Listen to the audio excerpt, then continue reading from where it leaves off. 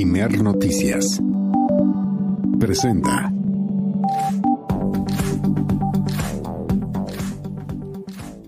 ¿Cómo está usted? Muy buenas tardes. Bienvenida, bienvenido, bienvenide a El Acento, tu punto de referencia.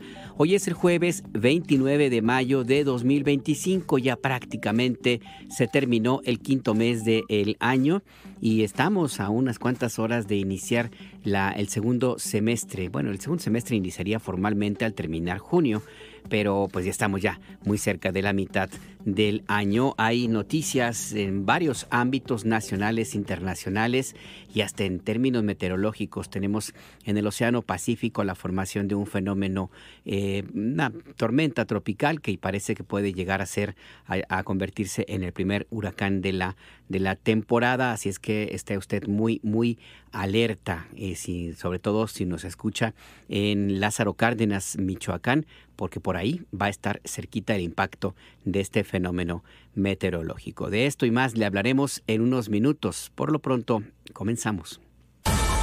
El gobierno federal anunció la presentación de un decreto presidencial y un plan para incrementar la producción nacional de medicamentos y beneficios a empresas extranjeras para incentivar la inversión en el país. México insistirá en la extradición de Dámaso López Serrano, alias el Minilic, exintegrante del cártel de Sinaloa, quien se encuentra detenido en Estados Unidos por tráfico de fentanilo. La presidenta Claudia Sheinbaum reiteró que las autoridades de Estados Unidos tienen que explicar por qué han llegado a acuerdos con individuos que forman parte de grupos criminales a los que ellos mismos han designado organizaciones terroristas extranjeras. Este jueves, integrantes de la CENTE bloquean nuevamente Paseo de la Reforma desde el Metro Hidalgo hasta la calle de Lieja en la Ciudad de México, en tanto que la Asamblea Nacional Representativa analiza la nueva propuesta del gobierno federal en defensa de sus derechos laborales. El Consejo General del INE discute este jueves las medidas cautelares para frenar la distribución de los llamados acordeones previo a la elección del Poder Judicial. Se formó la tormenta tropical Alvin, primer ciclón de la temporada 2025, al sur de las costas de Colima y Michoacán. El Servicio Meteorológico Nacional pronosticó lluvias fuertes para Guerrero, Jalisco, Colima, Michoacán y Nayarit.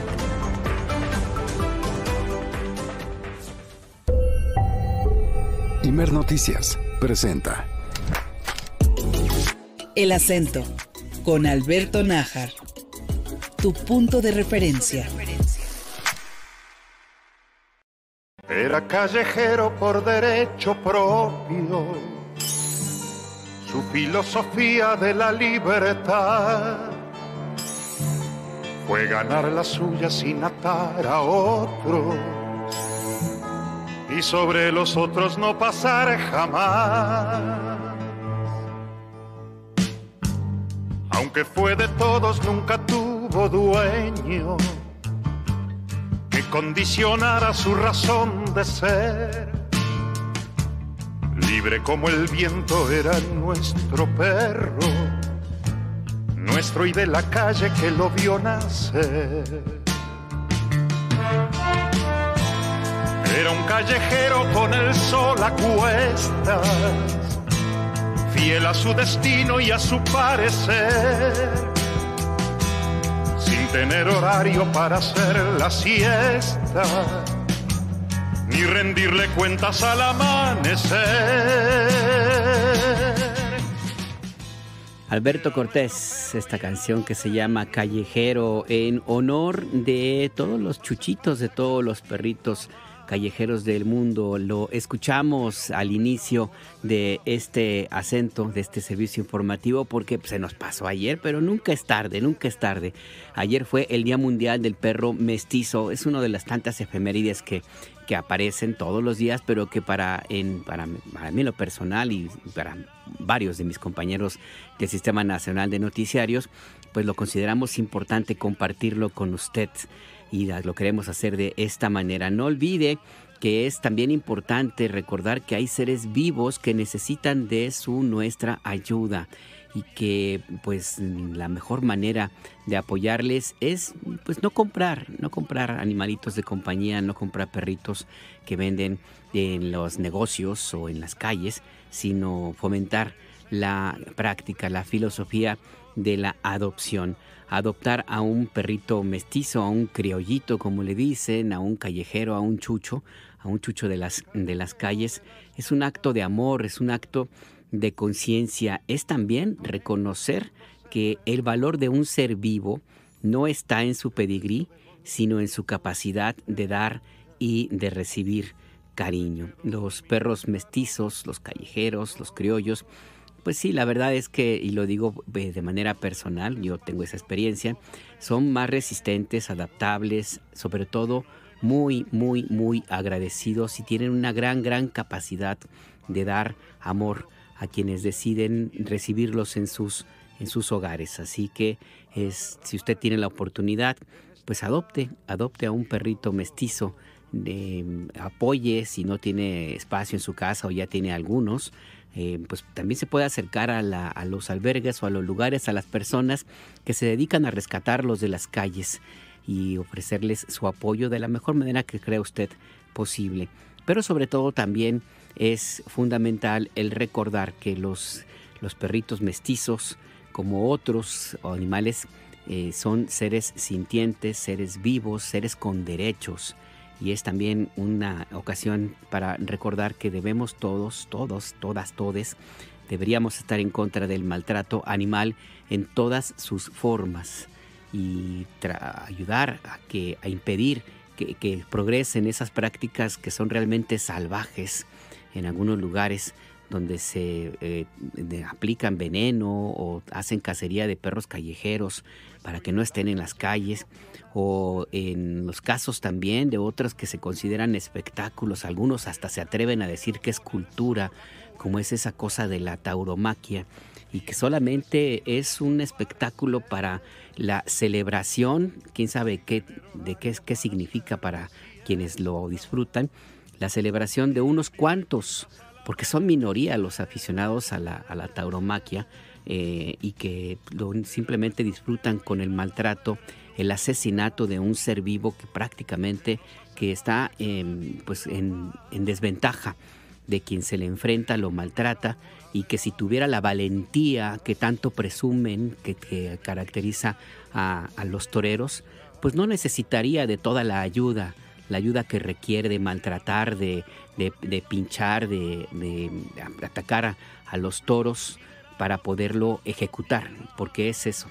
Yo sí sostengo que si se quiere realmente tener un espectáculo de esa naturaleza, pues que se enfrente el torero desnudo, como están los toros, en igualdad de condiciones, a ver si es tan machito, a ver si es cierto que es un espectáculo donde se destaca la valentía entre comillas, de quienes disfrutan ejecutando, asesinando impunemente a un ser vivo. Y esto yo lo digo y hay que decirlo con toda claridad. No podemos permitir el maltrato animal. Pero es un día también, pues, para recordar que hay estos seres vivos que nada más están a la espera de ser recibidos en su hogar para darles todo el enorme caudal de cariño que tienen en sus cuatro patas. Cuando se marchó, se bebió de golpe todas las estrellas, se quedó dormido y ya no despertó. Vamos a ir un corte, pero quiero aprovechar para mandarle un abrazo, una felicitación a El Viernes y a El Mateo, mis queridísimos y adorables perritos, mis animalitos de compañía míos y de mi familia. Abrazo Viernes, abrazo Mateo. Pausa, volvemos. Fue ganar la suya sin atar a otros y sobre los otros no pasar jamás. Aunque fue de todos, nunca tuvo dueño que condicionara su razón de ser. Libre como el viento era nuestro perro, nuestro y de la calle que lo vio nacer.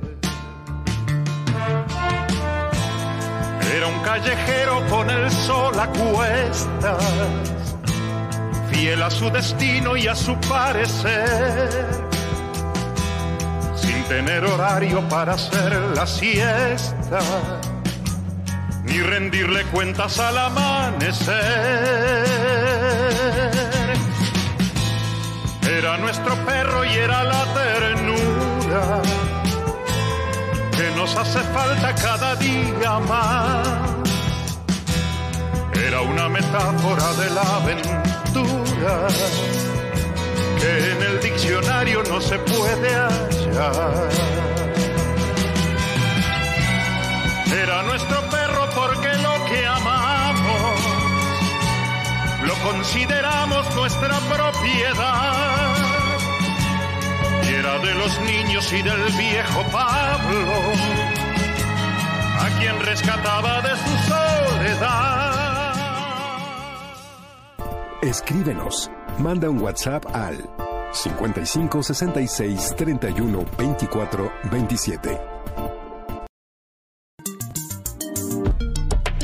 No te pierdas nuestras actualizaciones. Síguenos en Facebook, Instagram y X como Imer Noticias para estar siempre informado. Visita nuestro sitio web Imer Noticias y mantente conectado por WhatsApp al 55 66 31 24 27. Estás escuchando El Acento.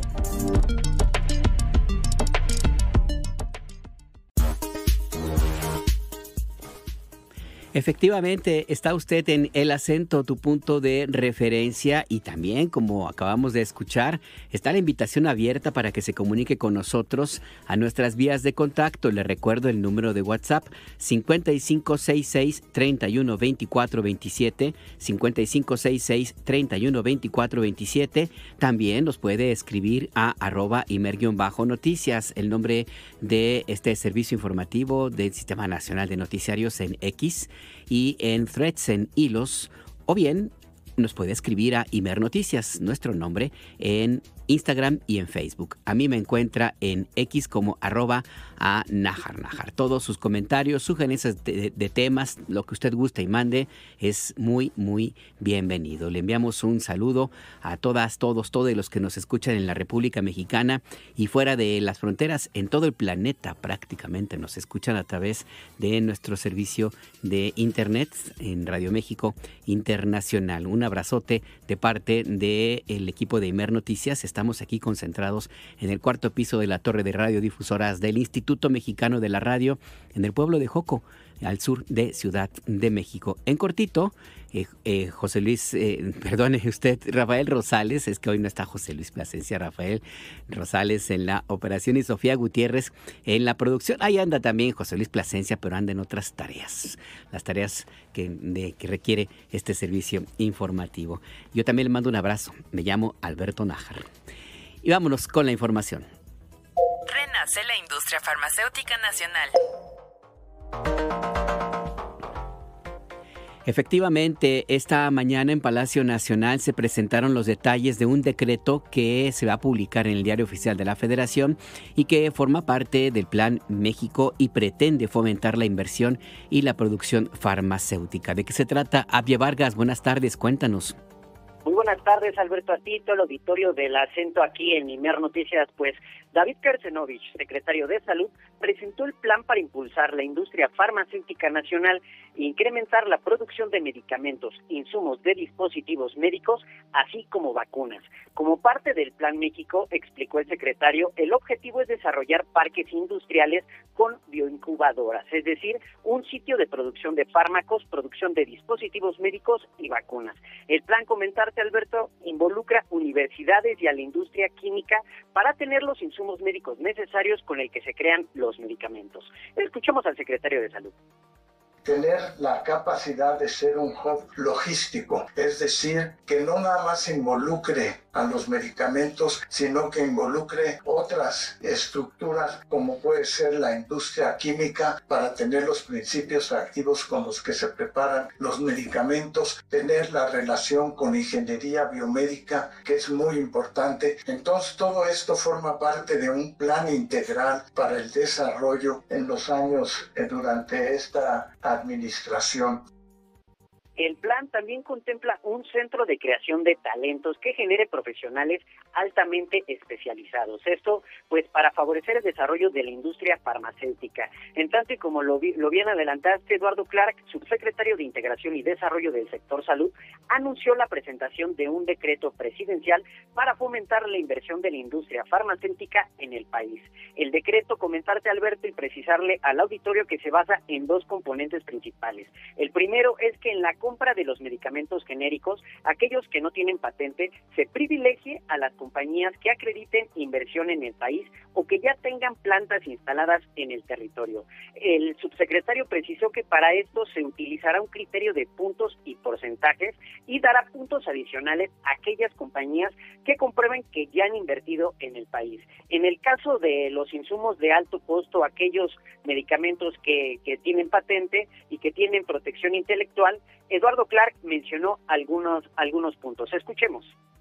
Cerca de 40 compañías, que son las más grandes compañías transnacionales de farmacéuticas internacionales, representan cerca de 150,000 millones de pesos de compra de medicamentos cada 2 años. Es un gasto increíblemente alto que nosotros consideramos, al comprar estos volúmenes, tiene que venir asociado con un compromiso de inversión de parte de estas compañías en México. Es decir, si vamos a invertir y que ellos tengan estos ingresos, que una parte de esos ingresos los reinviertan en nuestro país y que una parte de lo que los mexicanos consumimos para insumos para la salud de todos los pacientes del sector público se reinvierte en México a través de estos procesos de inversión.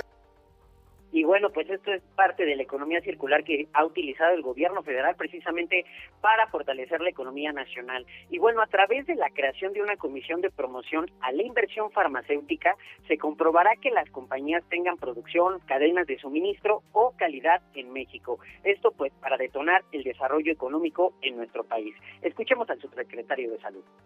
De esta manera, con estas dos estrategias, lo que buscamos es que a partir de las siguientes compras, que se estarán realizando en más o menos un año para los insumos que llegarán a México a inicios de 2027, tengamos una estrategia mucho más agresiva para que no solo haya relocalización el siguiente año a México, que la industria desde ahora pueda hacer las previsiones para comenzar procesos de instalación de fábricas, procesos de investigación que les permitan competir en mejores condiciones comparados con proveedores que no tengan arraigo en México. Y en segundo lugar, fomentar que en los medicamentos de alto costo y patente también haya no solo inversión, pero mayor investigación clínica en México.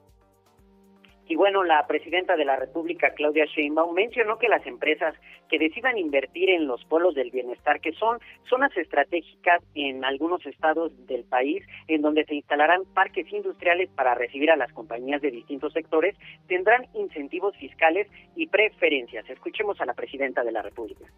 Pues queremos que nos ayude a que empresas de la India, de Estados Unidos, de distintos lugares de Europa, de América Latina, de Brasil, de otros lugares, vengan a invertir en México para que produzcan aquí los medicamentos. Eso va a hacer que sean todavía más económicos y además pues se va a generar empleo. Van a tener participación con los institutos de investigación para el desarrollo de medicamentos para enfermedades en México, características de zonas tropicales como por ejemplo el dengue. Y bueno, como mencionó el secretario de Salud, que es un plan totalmente integral, pues Armida Zúñiga Estrada, titular de la COFEPRIS, presentó el plan de modernización del marco normativo de medicamentos y dispositivos médicos. Esto pues harán en colaboración con el Instituto Mexicano de la Propiedad Intelectual que se aceleren los procesos de patente y registro sanitario. Recordemos pues que anteriormente en administraciones pasadas obtener una patente era entre 3 o 4 años, Alberto, y pues precisamente por eso algunas pues se iban, más bien mexicanos, iban a otros países para patentar los productos y pues ahí se iban muchas ideas en donde pudieran detonar y es precisamente lo que quiere guardar el país. Esa es la información, Alberto. Ahí está la información muy puntual. Muchas gracias, Xavier Vargas. Estamos pendientes. Esto es este decreto que se va a publicar en el Diario Oficial de la Federación en esta semana, termina mañana, tendría que ser, si no es hoy, tendría que ser mañana, según informó la presidenta Claudia Sheinbaum, pues contempla básicamente el renacimiento, lo quiero poner de esta manera, de la industria farmacéutica nacional, que existía, estaba presente y en crecimiento hasta antes de la llegada de algunos gobiernos, concretamente el de Vicente Fox Quesada, que fue cuando se aceleró el proceso de privatización del sistema de salud pública del país. Se empezaron a otorgar contratos de servicios que llevaron a cabo el personal del IMSS o del ISSSTE y se entregaron a empresas privadas y se fortaleció el nacimiento de grandes grupos de hospitales privados que en algún momento pues se acarició inclusive, yo lo recuerdo bien, la posibilidad de que se quedaran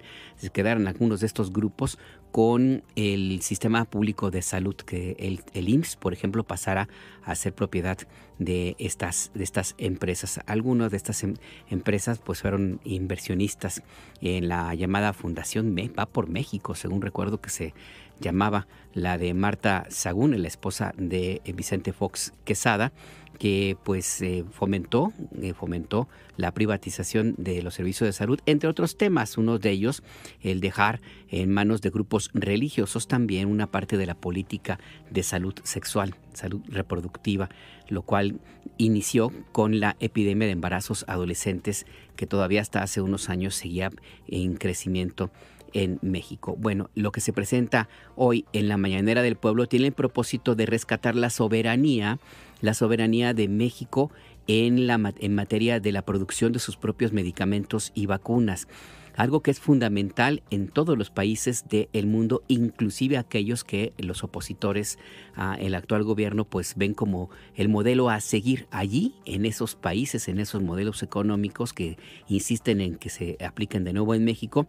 Ahí tienen la soberanía de la producción de medicamentos y es lo que se pretende crear a través de este plan integral que contempla, por ejemplo, lo que ya informábamos hace esta misma semana, que es la formación de médicos especialistas y que va también en el sentido de la formación de especialistas, de expertos en la fabricación y la producción de medicamentos y de vacunas. Lo dijo así el secretario de Salud en la Mañanera del Pueblo, David Kersenovich, al señalar que este plan contempla la instalación de bioincubadoras de la industria farmacéutica que permita a México convertirlo no solamente en un referente en América Latina, por lo menos en la producción de medicamentos, dispositivos médicos y vacunas, sino también la creación, el fomento de talentos, el desarrollo de la industria química, la ingeniería biomédica y el fomento de la propiedad intelectual. Por eso este plan, esta estrategia que se ha presentado, también contempla el hacer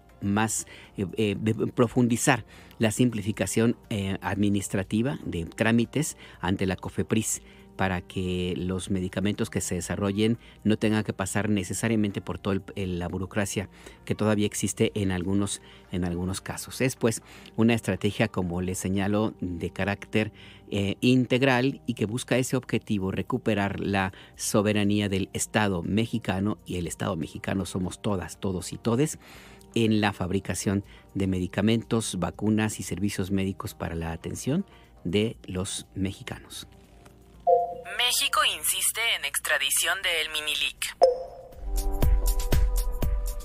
Y esa es parte también de los temas que se plantearon en la conferencia de prensa matutina en Palacio Nacional. La presidenta Claudia Sheinbaum fue cuestionada sobre la decisión de Dámaso López Serrano, conocido como el Minilic, quien era pues el hijo de su papá, que se llama igual, Dámaso López Núñez, el licenciado, por eso le pusieron el Minilic, que era el jefe de una de las facciones del cártel de Sinaloa, compadre de Joaquín Guzmán Loera, el Chapo, también el jefe militar de esa organización, hasta que fue detenido, reaprendido, porque inclusive en prisión tenía esa función, y luego extraditado a Estados Unidos, donde fue sentenciado a cadena perpetua.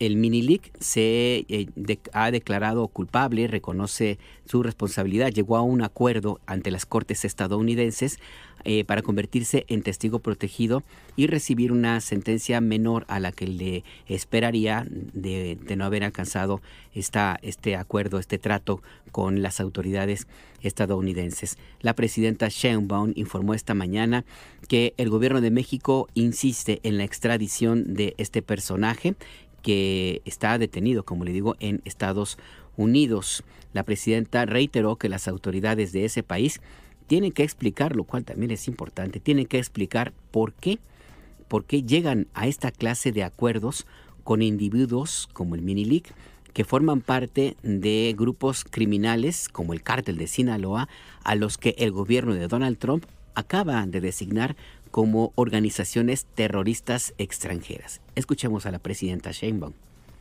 Yo creo que hay que insistir en algo muy importante. El gobierno de Estados Unidos hizo un decreto hace poco llamando terroristas a las organizaciones, algunas organizaciones de la delincuencia organizada. Ellos en varias ocasiones han manifestado que no establecen negociación con estas organizaciones. Entonces tienen que explicar por qué en estos casos se llega a acuerdos. Nosotros vamos a insistir en la extradición de los que hemos solicitado la extradición. Nosotros todos los días cooperamos para la seguridad y trabajamos para que haya paz y seguridad en el país. Y hacemos, junto con la Fiscalía, detenciones, investigación, inteligencia. No queremos que haya violencia vinculada con la delincuencia organizada y para ello se hacen las carpetas de investigación, las detenciones y se trabaja todos los días en ello. Pero es importante que haya una explicación sobre esto. Y es que es por lo menos contradictorio, por decirlo de esta manera, que por un lado se condena o más bien se califica a organizaciones de la delincuencia organizada como de narcotráfico, como el Cártel de Sinaloa, como una organización terrorista, lo cual eleva el cariz de peligrosidad con la cual lo mira el gobierno de Estados Unidos, y al mismo tiempo llega a acuerdos con personajes que fueron importantes dentro de la estructura operativa de esta organización.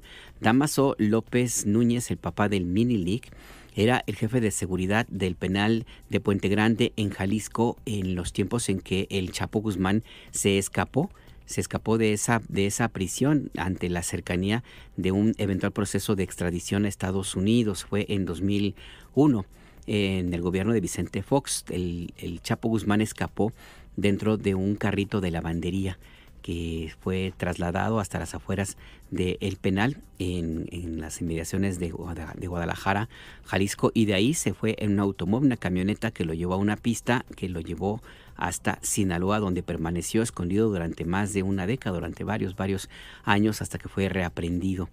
Y luego se volvió a escapar de la prisión. Dámaso López Núñez, como le digo, era el jefe de seguridad de esa cárcel y protegía a el Chapo Guzmán y al Güero Palma y a otros reclusos que se daban una vida pues muy disipada, según se ha contado, y también de acuerdo con las investigaciones de la época. Tenían acceso a fiestas, a visitas, a comida, bebidas, armas, droga, y eso facilitado por el papá de El Minilic, quien también se encuentra en Estados Unidos en la misma calidad, es decir, de testigo protegido. Dámaso López Núñez, el licenciado. Estos personajes están a la espera de los procesos judiciales y por lo pronto pues ya está ese acuerdo al que llegó este personaje, que para el mundo periodístico en México es fundamental porque el Minilic es considerado el autor intelectual del asesinato del periodista Javier Valdés, un gran destacado periodista de Sinaloa, quien escribía una columna que se llamaba La Hierba, y en alguna de esas columnas pues contó la historia que se decía, lo que se decía en el Cártel de Sinaloa sobre la personalidad de El Minilic, y esto no le gustó y lo mandó a asesinar. Entonces el proceso sigue pendiente, ya los autores materiales han sido sentenciados, pero falta todavía este pedazo de la historia que tiene que ser sancionado, y es parte de los pendientes que están ahí en un proceso que sigue su curso y que que ha sido abordado en la Mañanera del Pueblo de este miércoles. El gobierno de México no caerá en provocaciones de la CENTE. Y eso fue lo que dijo la presidenta Claudia Sheinbaum. Ya lo escucharemos en un minutito, porque la presidenta dijo, si lo que se está buscando es que haya una intervención de la fuerza pública, es decir, que haya una represión como la que efectivamente ocurrió en el gobierno de Enrique Peña Nieto de una manera brutal, hay que decirlo, y también en el gobierno de Felipe del Sagrado Corazón de Jesús Calderón Hinojosa, y con Vicente Fox, y con Carlos Salinas de Gortari, y con Ernesto Zedillo. Bueno, pues ese no va a ser el caso, fue lo que dijo la presidenta Claudia Sheinbaum en referencia a las movilizaciones que integrantes de la Coordinadora Nacional de Trabajadores de la Educación llevan a cabo en Ciudad de México desde hace algunos días. Tenemos el reporte, la actualización de lo que ocurre hoy mismo con Víctor Raúl Ramírez. ¿Qué tal, Alberto Auditorio? Así es, pues de nueva cuenta, integrantes de la Coordinadora Nacional de Trabajadores de la Educación, la CENTE, bloquean la avenida Paseo de la Reforma en la Ciudad de México, esto desde el Metro Hidalgo hasta la calle de Lieja, ya muy cerca de Chapultepec. Las maestras y maestros de la CENTE se encuentran en los cruces que hay sobre avenida Paseo de la Reforma, en la Torre del Caballito, también en el cruce de Insurgentes, en la glorieta de Amajac, en el Ahuehuete y en el Ángel de la Independencia. Por ello, el tráfico vehicular en el primer cuadro de la Ciudad de México está afectado y no hay servicio de Metrobús en la zona de los bloqueos. En tanto, hace aproximadamente una hora inició la Asamblea Nacional Representativa de la CENTE, en la que votarán si aceptan o rechazan la nueva propuesta que les hizo el gobierno federal para mejorar la carrera magisterial, sus derechos sociales y reducir la edad de jubilación de manera progresiva. Al iniciar la asamblea, Isael González, él es secretario general de la sección 7 de la CENTE de Chiapas, hizo un llamado a fortalecer su lucha y pidió al gobierno mexicano mejorar su propuesta. Vamos a escuchar lo que dijo. Seguimos haciendo el llamado a los compañeros y a las compañeras que se trasladen a la Ciudad de México a fortalecer la lucha unitaria, y al Estado mexicano deben mejorar su propuesta. Nuestra petición, nuestra exigencia, abrogación no es lo que están estipulando en el documento. Solo le están buscando una salida a la exigencia. Nuestra exigencia es abrogación de esa reforma nefasta de Calderón y por supuesto también la de Peña Nieto. Así es que continúa aquí cerrado el paso para los vehículos en Paseo de la Reforma. Hay que señalar que generalmente los integrantes de la CENTE levantan sus bloqueos por ahí de las 2 o 3 de la tarde. No obstante, como apenas hace una hora inició esta Asamblea Nacional Representativa, es probable que concluyan estas movilizaciones una vez que también termine esta asamblea que se lleva a cabo en la sección 9 de la CENTE. Ese es mi reporte. Gracias, Víctor Raúl Ramírez. Entonces, la asamblea sigue. La sección 9, recuérdanos, es la que está en el centro, ¿verdad? Creo que por la calle de Cuba, República de Cuba. En Belisario Domínguez, exactamente. Ahí está la sección 9 de la CENTE, ahí es donde se lleva a cabo esta asamblea. Pues estaremos muy pendientes a ver entonces cómo evoluciona. Hasta ahora se han concentrado solo en esta parte en Paseo de la Reforma. ¿Has escuchado tú alguna idea si van a extender sus movilizaciones a otros puntos como ayer que fueron a Circuito Interior, por ejemplo? Hoy no han mencionado nada más. La verdad es que están tranquilos los maestros, ellos traen sillas plegables para sentarse mientras están en sus bloqueos. Están muy tranquilos por el momento, no han señalado si van a moverse hacia otro lugar. Pues estaremos muy pendientes contigo allí en las calles. Muchas gracias, Víctor Raúl Ramírez.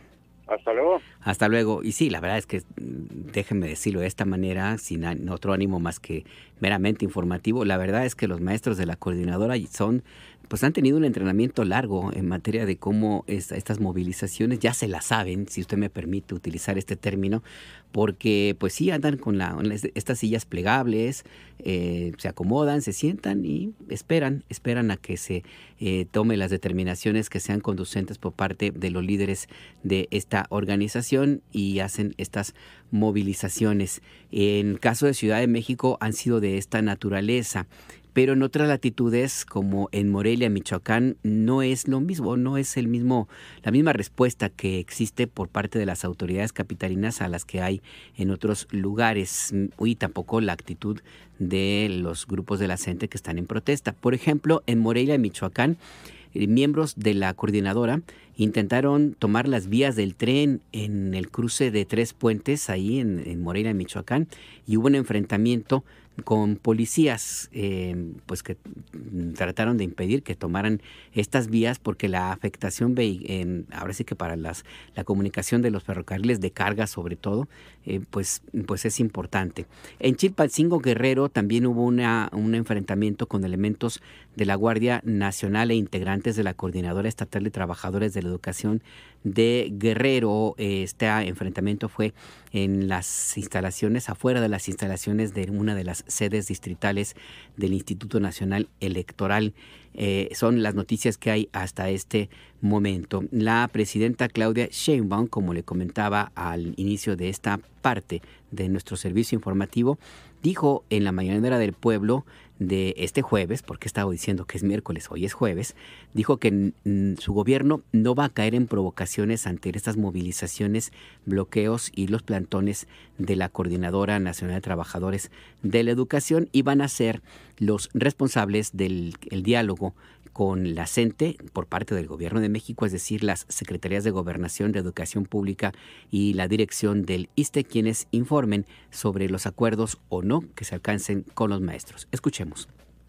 Van a informar, aparte, la Secretaria de Gobernación, el Secretario de Educación y el director del ISSSTE sobre las propuestas que se les hicieron, y ellos están, entiendo, en asambleas para poder tomar en cuenta esta propuesta que se hizo. Entonces ya lo informarán los secretarios. Bueno. Sí, ha sido pues difícil para la ciudadanía, pero nosotros no vamos a caer en ninguna provocación de alguna represión. Primero porque no creemos en ello, y segundo porque sería lo que estuvieran esperando. Entonces nosotros no vamos a caer en provocaciones, y ya van a informar de su lado en bajo otra conferencia o comunicado, ya directamente el secretario de Educación, la secretaria de Gobernación y el director del ISSSTE, que son quienes han estado atendiendo junto con Secretaría de Hacienda, un equipo de la Secretaría de Hacienda. Ahí pues el planteamiento de la presidenta Claudia Sheinbaum al enviar este mensaje muy puntual a quienes lo escuchaban en la conferencia de prensa matutina, pero sobre todo a los integrantes de la coordinadora.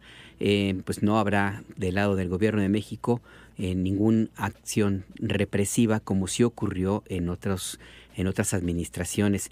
Y también hay que decirlo con claridad, esta no es la primera vez que existe este tipo de presiones por parte de algunos integrantes de la Coordinadora Nacional de Trabajadores de la Educación hacia un gobierno de perfil de izquierda.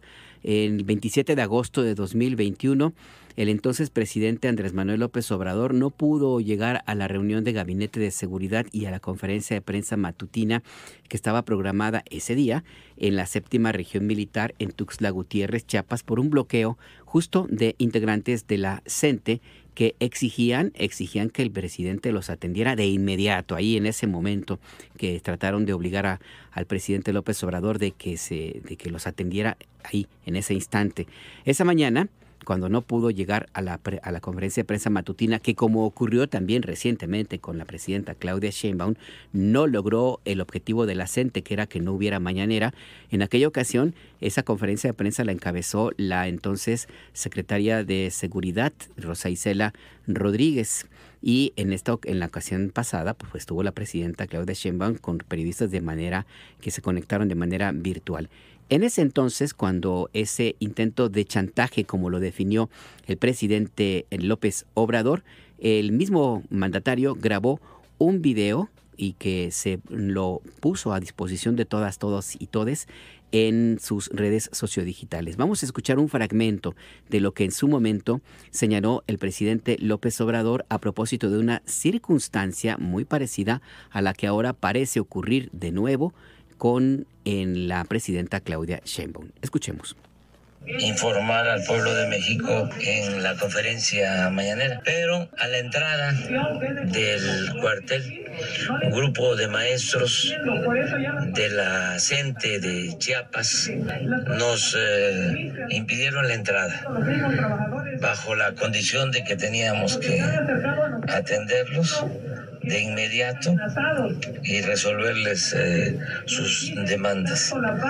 Esto no lo puedo permitir porque no puede el presidente de México ser rehén de nadie. Hemos atendido a los maestros de México y los vamos a seguir atendiendo. He hablado más que las veces que lo he hecho con el CENTE, he hablado con la CENTE, creo que en 8, en 10 ocasiones me he reunido con ellos, pero el caso de Chiapas y también en Michoacán hay intereses creados también en la dirigencia. Esto no tiene que ver con las bases del magisterio. Lamentablemente suceden estas cosas. Entonces yo no puedo someterme a ningún grupo de interés creado. Ahí pues lo que dijo en su momento el presidente Andrés Manuel López Obrador cuando hubo un intento de chantaje, así fue como se definió en ese entonces, en 2021, agosto de 2021, cuando algunos integrantes de la Coordinadora Nacional de Trabajadores de la Educación pretendieron obligar al presidente de la República a que dialogara con ellos ahí en el momento en que ellos decidieran y pues en las condiciones que querían establecer ante un bloqueo. Rodearon el vehículo en que se transportaba el presidente López Obrador para forzarlo a tomar acuerdos bajo esas condiciones, sin tomar en cuenta pues que no se trataba de cualquier personaje, era el presidente de la República, que podrían o no estar de acuerdo con la filosofía política y social y económica que tenía el López Obrador, pero que no le quita ni un ápice el simple hecho de que era el presidente de la República. Lo que sucede ahora en el caso de la presidenta Claudia Sheinbaum, quien también dijo claramente que su gobierno no va a caer en provocaciones, y si eso es lo que se está buscando, es decir, una respuesta de la fuerza pública, represión, fue la palabra que usó la presidenta Sheinbaum, pues eso no va a ocurrir. El presidente López Obrador en su momento, también es importante recordarlo porque es parte de lo que se lleva a cabo en estos días, pues ya había iniciado el proceso de cancelación de la reforma educativa que impuso el gobierno de Enrique Peña Nieto en 2013. También se impulsaba la reincorporación de los maestros despedidos durante el periodo de Enrique Peña Nieto, de Calderón y de Zedillo, y se había iniciado, como de hecho ocurrió y se han presentado los resultados en estos días, un proceso paulatino de mejoramiento en los ingresos salariales y en las condiciones y prestaciones de los maestros de todo el país. Además de que se implementaba también por esos días ya el proceso de rehabilitación de los planteles educativos de las escuelas que estaban abandonadas a través del programa La Escuela es Nuestra. En fin, que las condiciones que vivían ya los maestros en el gobierno de López Obrador eran mejores a las que existían en las administraciones sexenios anteriores. Nada más recordar un dato. En 2013, los maestros de la coordinadora mantenían un plantón durante varias semanas en el Zócalo de Ciudad de México, donde ahora se encuentran, y el gobierno de Peña Nieto utilizó a la Policía Federal para desalojarlos por la hiperfuerza, nada por la fuerza. Hasta los helicópteros Black Hawk, que fueron entregados al gobierno de México para combatir a la delincuencia organizada, y fueron utilizados para amedrentar a los maestros y obligarlos a desalojar el Zócalo a golpes, a patadas, con gas lacrimógeno en ese momento. Esos helicópteros hicieron vuelos rasantes con las ametralladoras que tienen desplegadas y policías ahí con el dedo en el gatillo, pues para mandar el mensaje a los maestros de que tenían que atender a la fuerza la reforma educativa que finalmente fue impuesta por el gobierno de Peña Nieto con el apoyo de grupos muy conservadores como el ya archicitado Claudio X González y compañía. La situación es muy, muy distinta. Analiza INE acordeones para elección judicial. Y recuerda, el próximo domingo es el día de la elección de jueces, ministros y magistrados para renovar por completo el Poder Judicial. Ya los preparativos están a todo lo que da en el Consejo General del Instituto Nacional Electoral. Este jueves llevan a cabo una sesión ordinaria y después una extraordinaria para definir las reglas que se aplican desde ahora y las que van a utilizarse el próximo domingo. Uno de los temas es la famosa listas, los acordeones que se han difundido, con la lista de los nombres de quienes lo difunden, de quienes son sus favoritas para la elección del próximo domingo, y que el INE ya toma algunas determinaciones. ¿De qué se trata? Karina Cuevas, buenas tardes, cuéntanos. ¿Qué tal?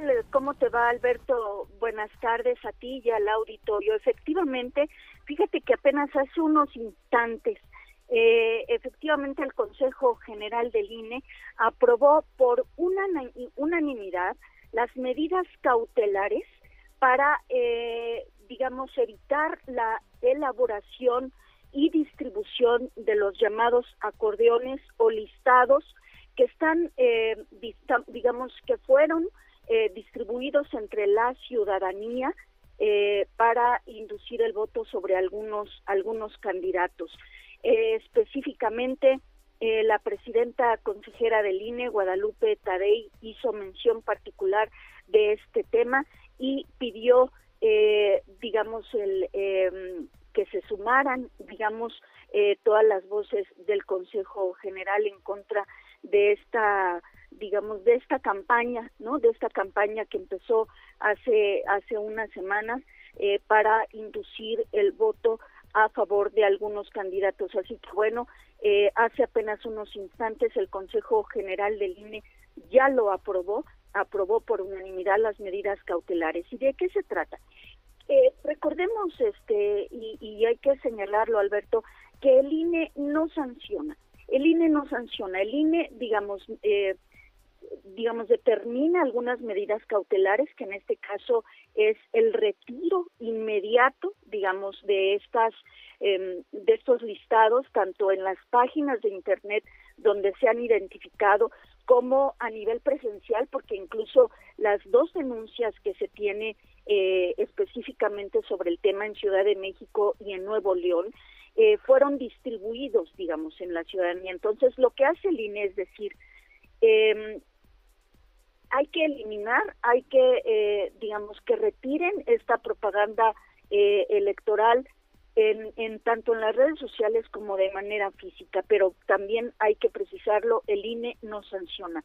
Lo que hace es que envía este informe que acaba de aprobar al Tribunal Electoral del Poder Judicial de la Federación, que en su momento determinará las sanciones que tendrán que cumplir aquellos sujetos que, que cometieron este delito, porque efectivamente pues es un delito electoral. Y bueno, nada más comentarte por último que la sesión continúa porque bueno, hay otros temas que tratar en relación al proceso electoral que ya está muy cerquita, que se avecina en unos cuantos días, Alberto. Ahí está pues la información de esta primera sesión del INE. Muchas gracias, Karina Cuevas. Buenas tardes. Buenas tardes también para ti. Recuerde usted que está prohibido, pues no se puede, porque puede catalogarse más bien en un delito electoral, pues el que se pretenda imponer la decisión de por quién votar a través de estos acordeones digitales. El acordeón digital, pues son que se ha difundido en extenso en redes, en internet, pues contiene las preferencias de las personas que los difunden, lo cual en sentido estricto pues no debería ser una cuestión ilegal. El tema es cuando a usted le entregan una lista y le dicen hay que votar por estos, porque ese sí ya es una conducta ilegal que es sancionada con base en los protocolos electorales y los define el Tribunal Electoral. Si usted hace su lista y la lleva, la nota en una hojita o incluso la imprime, pero es algo que hizo usted, no le entregaron un volante para decirle con esta es la lista, hay que votar y le van a dar algo a cambio, pues eso es absolutamente permitido. Usted puede llevar su lista personal a la casilla y votar de esta manera, porque además hay que decirlo también, pues en el caso de Ciudad de México se tiene que revisar los perfiles, o se podría revisar los perfiles de hasta 203 personas y elegir hasta 39 candidatos. Así es que pues no es tan sencillo como era antes, porque es una elección diferente a las ordinarias. Esto sucede a nivel federal en el Instituto Nacional Electoral. En Ciudad de México también hay sesión del Instituto Electoral de la capital, que ha iniciado 3 procedimientos sancionadores justo por lo que le acabo de comentar, los famosos acordeones, pero de los malos, o sea, de los que no son los que puede usted utilizar. ¿De qué se trata, Geisel Zamora? Buenas tardes, cuéntanos. Así es, muy buenas tardes, Alberto, y al auditorio que nos acompañan esta tarde. Pues la Comisión Permanente de Quejas del Instituto Electoral de la Ciudad de México aprobó el inicio de 3 procedimientos especiales sancionadores por posibles infracciones a la normativa electoral cometidas durante este proceso electoral, mediante el cual pues eligen a las personas juzgadoras del Poder Judicial capitalino. Los procedimientos se derivan de denuncias por la presunta elaboración y difusión de propaganda que no está permitida, como mencionas, los llamados acordeones, que contienen listados de personas candidatas y sus números de identificación en la boleta electoral. De acuerdo con el instituto, estos acordeones habrían sido distribuidos a través de aplicaciones de mensajería, redes sociales, sitios web y eventos públicos. Vamos a escuchar parte de la queja. Los promoventes recibieron una invitación vía WhatsApp para asistir a un evento en la colonia Jusco de la alcaldía Coyoacán, a donde acudieron el 24 de mayo. A este evento acudieron 25 locatarios de diversas colonias. En dicha reunión, 5 personas que vestían playera color guinda les hizo entrega de un acordeón y les dijo que lo tenían que utilizar el día de la jornada para votar por las candidaturas que ahí se encontraban señaladas, para que no perdieran los beneficios de los programas de bienestar. Y bueno, 2 de los casos fueron denunciados por la ciudadanía los días 26 y 27 de mayo, mientras el tercero fue iniciado de oficio por el propio instituto al conocer de casos reportados por los medios de comunicación. Por ello, la consejera presidenta Sonia Pérez recordó que la difusión de acordeones representa una posible violación a las reglas de equidad en la contienda electoral, y en especial pues con la veda electoral que comenzó este 29 de mayo y en la que está prohibida la difusión de cualquier tipo de propaganda electoral o actos proselitistas. Vamos a escucharla. La jornada electoral es el próximo domingo, estamos a unos días de que suceda y por lo tanto los efectos que pueda generar mantener esta difusión de este tipo de materiales puede generar daños irreparables a la jornada electoral y en general a la equidad del proceso electoral. Y bueno, frente a estos casos, el instituto determinó aplicar medidas de tutela preventiva oficiosa. ¿En qué consisten? La primera, exhortó a las candidaturas a abstenerse de promover, reproducir o difundir estos materiales, ya sea de forma directa o por medio de terceros. También hizo un llamado a los simpatizantes, colectivos o agrupaciones o a cualquier persona, pues a evitar la elaboración o circulación de estos listados, y también pues pidió a los medios de comunicación no reproducir el contenido de los acordeones, especialmente cuando su difusión pueda visibilizar o favorecer a cierta candidatura. Esta es la información que les tengo, Alberto. Muchas gracias, Geisel Zamora. Que tengan muy buen día. Hasta luego. Buen día también para ti con este reporte desde el Instituto Electoral de Ciudad de México. Recuerde usted, le insisto, que puede usted llevar su propia lista, es válido, pero como hay otro tipo de conductas que no son aceptadas. Es una elección distinta, tiene su cierta complejidad, entre ellas la cantidad de personas por las cuales puede usted votar. Las boletas tienen distintos colores porque se refieren a una elección en específico de jueces de distrito, de magistrados del Tribunal Electoral, ministros, ministras de la Suprema Corte de Justicia de la Nación. Pero la característica es similar, es el común denominador. Aparece la lista de los candidatos con un número en cada lado de las candidatas y del otro lado los candidatos. Usted, para elegir tiene varias opciones. Una de ellas es anotar en los cuadros que se encuentran con los cuadritos que están en la parte superior de la boleta el número del candidato por el cual usted va a votar. También lo puede hacer subrayando o poniendo en un círculo el nombre del candidato o candidata. Lo que no puede usted hacer es poner el nombre, anotarlo. O, bueno, si lo anota usted el nombre también se vale, siempre y cuando uno ponga otros que no estén en esa boleta. Pero lo que no se considera válido es que, por ejemplo, usted encierre en un circulito, en un cuadro, el nombre de su candidata, candidato, y en el recuadro anote un número distinto por el cual usted ha decidido votar, porque ahí sí se anula el voto. Y hay estas y otras opciones que puede usted consultar en la página de internet del INE, del Instituto Nacional Electoral, y que también nosotros le vamos a poner en nuestros espacios en internet datos muy concretos de cómo puede usted votar el día de la jornada. Recuerde que es importante llegar a tiempo. Las casillas abren a las 8 de la mañana, cierran a las 6 de la tarde o hasta que el último elector que esté en la fila sea atendido. Hay consideraciones también que ya se empiezan a tomar. Por ejemplo, el gobierno de Ciudad de México anunció esta mañana que se va a decretar ley seca para todas las alcaldías.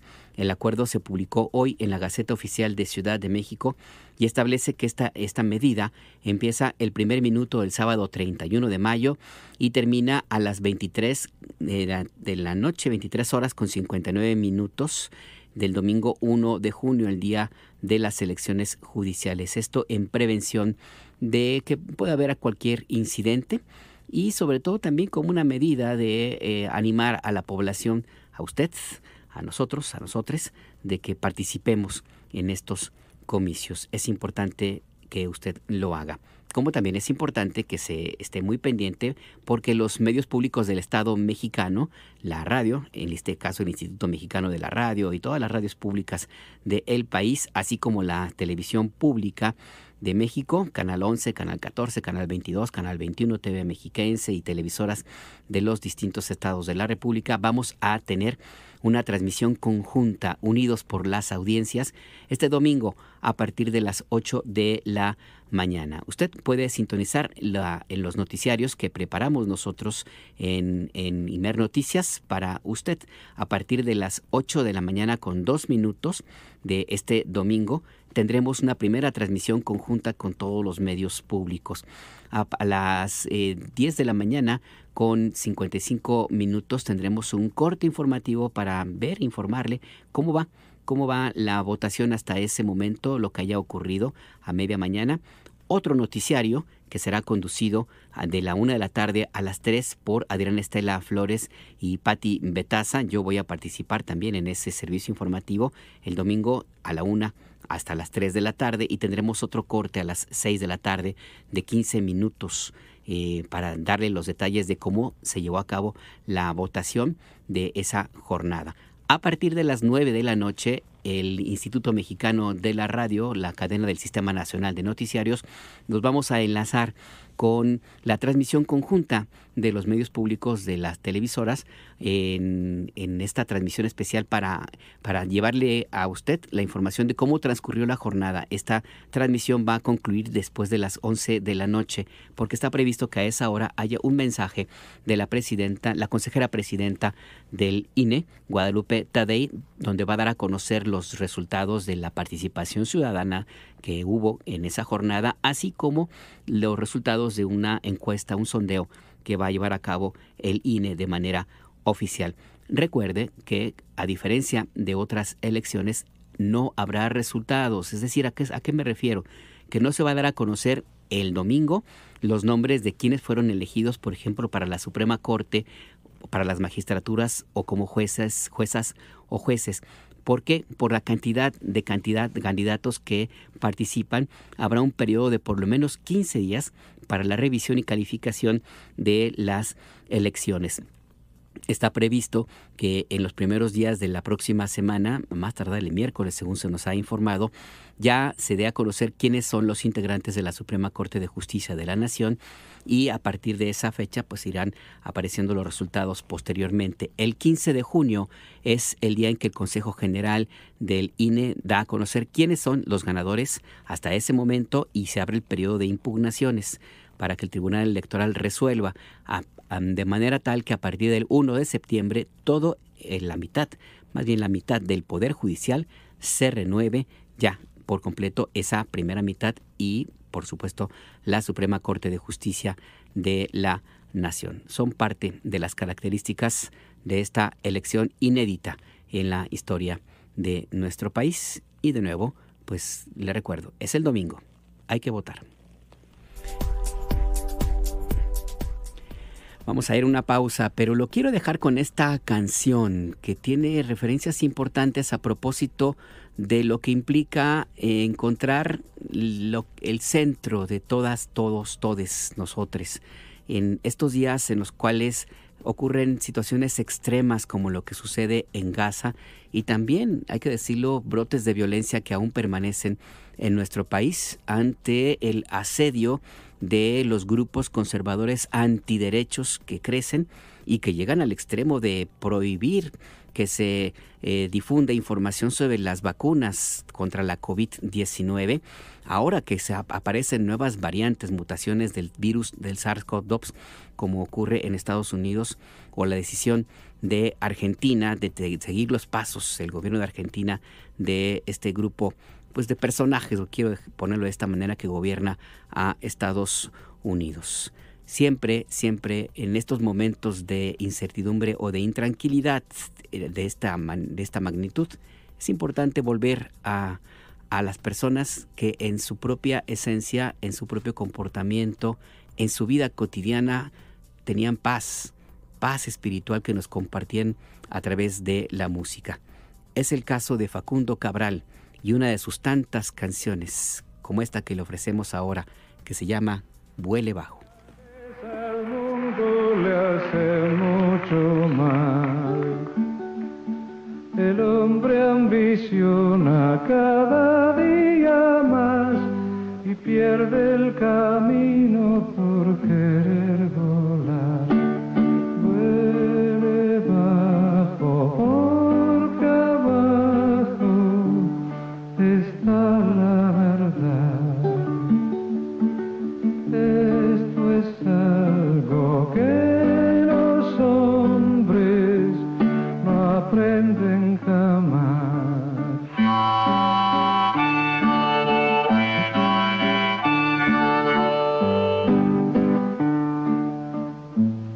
Por correr el hombre no puede pensar que ni él mismo sabe para dónde va. Siga siendo niño y en paz dormirá, sin guerras ni máquinas de calcular. Vuele bajo, porque abajo está la verdad.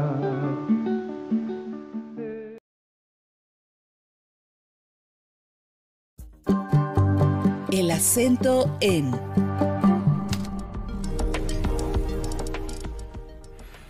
El gobierno de Estados Unidos desde hace algunos días ha dicho que va a poner como condición para los estudiantes que quieran estudiar en su territorio, en las universidades o escuelas de su territorio, la revisión de las redes sociales de los aspirantes antes de decidir si les concede o no la visa necesaria para estudiar en Estados Unidos. La Embajada de Estados Unidos le confirmó al diario Milenio que efectivamente ese es un tema que va a llevar a cabo a partir de ahora. ¿Qué significa eso? ¿De qué estamos hablando ante esta intromisión de esta manera? Porque el gobierno de Estados Unidos, Marco Rubio en concreto, secretario de Estado, habló de que van a buscar un perfil ideológico de los estudiantes antes de decidir si les conceden o no el permiso de estudio en su territorio.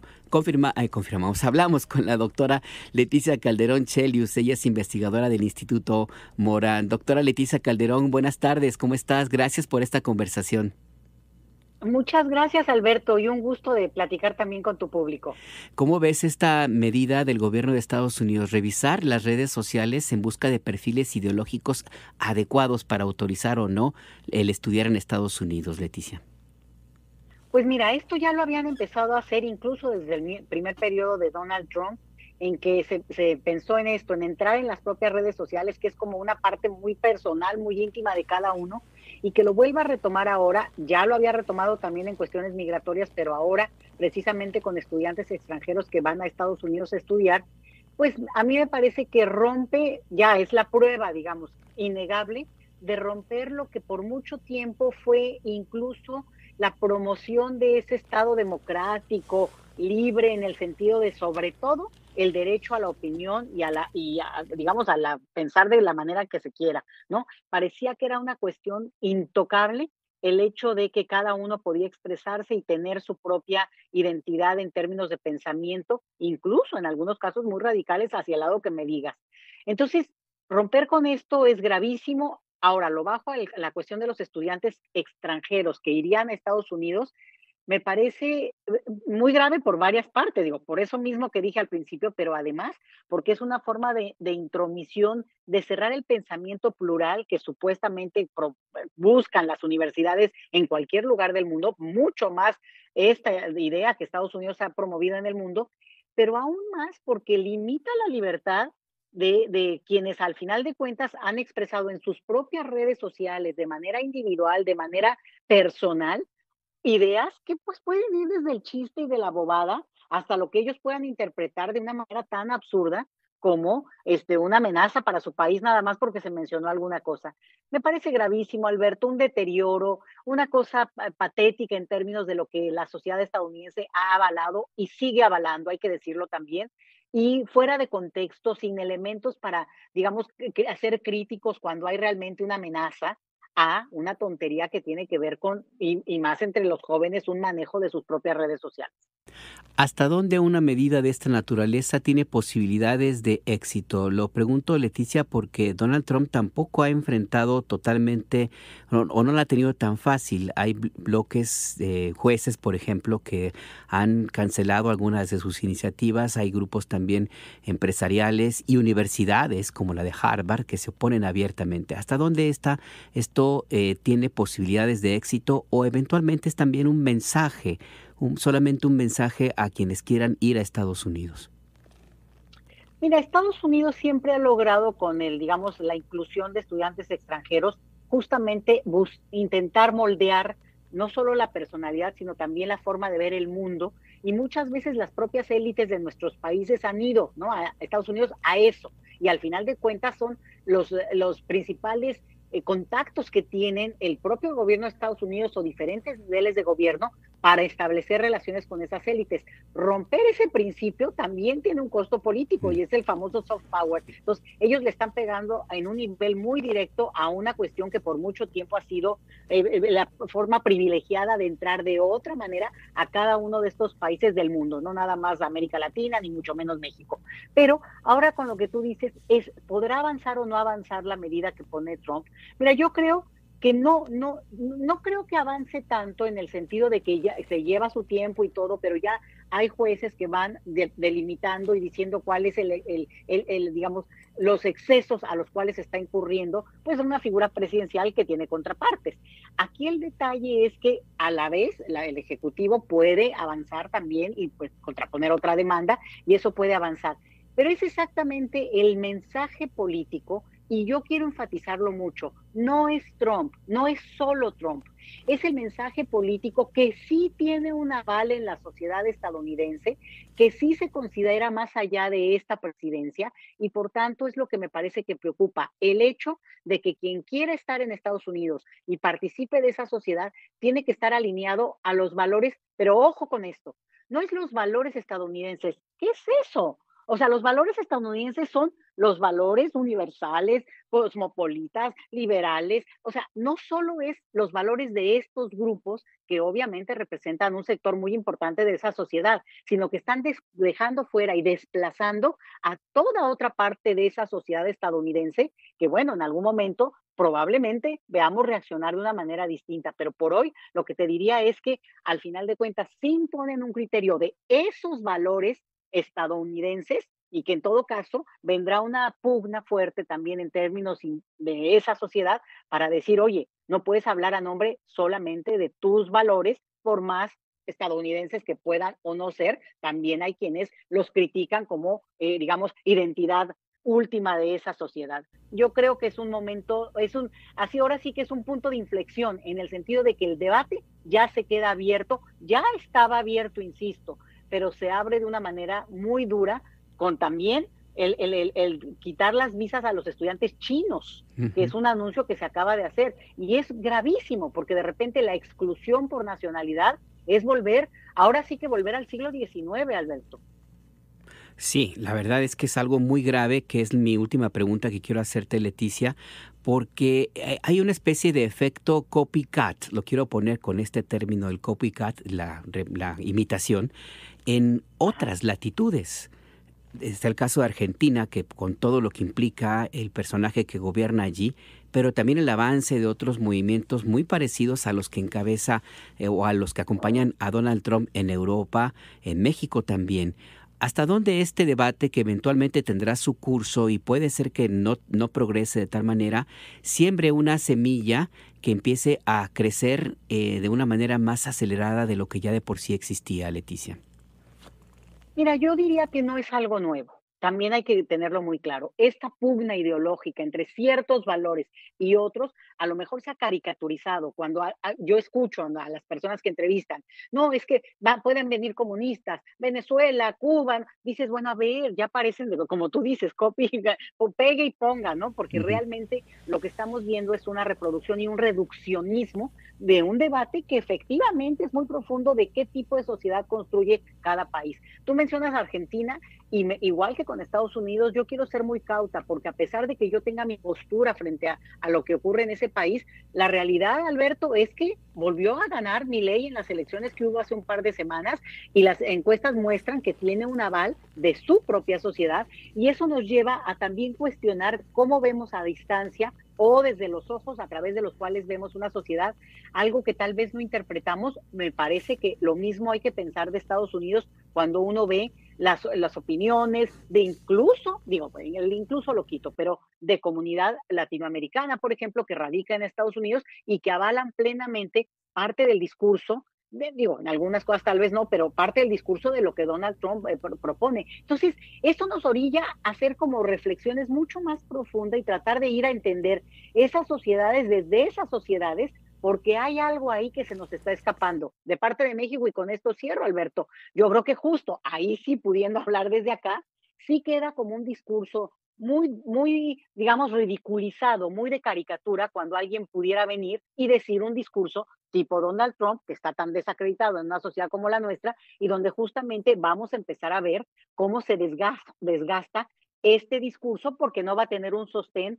Seguramente, pues en algunos sectores que por más que lo quieran apoyar, pues obviamente incluso van a perder dinero con el tema, perderían dinero si hacen un tipo de decisión de excluir a los estudiantes extranjeros, por ejemplo, en sus universidades. Eso no creo que vaya a pasar, pero sí este intento de mantener el control incluso de cómo se manejan, cómo se mueven, pues pierde la esencia Estados Unidos de lo que vuelve atractivo para tantos estar en ese país, ¿no? Para tantos de ciertos sectores. Pues es importante estas reflexiones que nos compartes, Leticia, y me quedo con esta frase también importante para nosotros. Entender a esas sociedades desde esas sociedades. Muchas gracias, Leticia. Muchas gracias a ti. Saludos acá desde Hermosillo en el seminario Niñez Migrante en el Colegio Sonora. Un saludo grande. Un saludo también y pues el calor debe estar ahí a todo lo que da, el calor de Hermosillo. A todo. A todo. Gracias, Leticia. Hasta luego. Hasta luego, la doctora Leticia Calderón Chelius, investigadora del Instituto Mora, y esta reflexión que sí es importante y este dato que no podemos perder de vista. No nos quedemos solamente en los personajes, por más estrambóticos que sean, que es el caso de Javier Milei, que como bien nos señala nuestra entrevistada, pues sí, a pesar de todo lo que nos pueda parecer de increíble lo que hace este personaje, pues volvió a ganar su movimiento político, lo cual nos habla entonces de que no es nada más Milei, no es nada más Trump, no es nada más Giorgia Meloni, no es nada más Benjamin Netanyahu, es algo todavía más grande y por eso más grave. Trump intensifica su guerra contra la educación. Y ya que andamos en este tema, le comento, la jueza federal de Boston, Alison Burroughs, anunció que emitirá una medida cautelar para bloquear la orden del Departamento de Seguridad Nacional que prohibió a Harvard, solamente a Harvard, matricular estudiantes internacionales. Previo a la decisión de esta jueza, el gobierno de Donald Trump anunció que va a extender a 30 días el plazo para que la universidad presente la información que requiere sobre sus estudiantes extranjeros, que antes era de 72 horas y expiró el pasado 25 de mayo. Esto es la derivación de una denuncia que presentó Harvard a un día de la prohibición del gobierno republicano de Donald Trump y que fue admitido por esta jueza. Por cierto que durante la ceremonia de graduación de la universidad celebrada este jueves, estudiantes y familias celebraron la decisión de la jueza. Harvard es, digamos, el ejemplo más visible por el cariz de esta universidad, la universidad de élite por excelencia de Estados Unidos y todo el prestigio o el desprestigio que conlleva una institución educativa como esta. Pero esto va más allá, como bien platicábamos hace apenas un minuto. ¿Qué importancia tiene para Estados Unidos que existan en su territorio, en sus universidades, en sus escuelas, sus centros de investigación, en sus áreas de servicio médico, personas extranjeras? ¿Qué importancia tiene la presencia de más de 1 millón de estudiantes internacionales en Estados Unidos? Nuestra compañera Kathleen Velázquez nos preparó esta pieza. El gobierno de Estados Unidos ordenó suspender hasta nuevo aviso las entrevistas de las visas para estudiantes internacionales y de intercambio. A través del Departamento de Estado, la administración del presidente estadounidense Donald Trump ordenó a todas las embajadas detener la emisión de citas de visado tipos F, M y J, con el argumento de combatir el antisemitismo, proteger su seguridad nacional y política exterior. De acuerdo con el gobierno estadounidense, esta medida sería implementada en adhesión a la aplicación de revisión, así como verificación de antecedentes requeridos de redes sociodigitales de las y los solicitantes de visado, y de esta forma determinar su idoneidad ideológica. Esta acción fue realizada a días de que el Departamento de Seguridad Nacional revocó a Harvard la posibilidad de matricular a estudiantes internacionales, a menos que entregaran información sobre amenazas, actividades ilegales, privación de derechos a otros alumnos, así como archivos disciplinarios de estudiantes extranjeros admitidos en sus programas de estudio. En este sentido, en menos de 24 horas, la universidad interpuso una denuncia y la medida de Trump fue también bloqueada por la jueza federal de Boston, Alison Burroughs.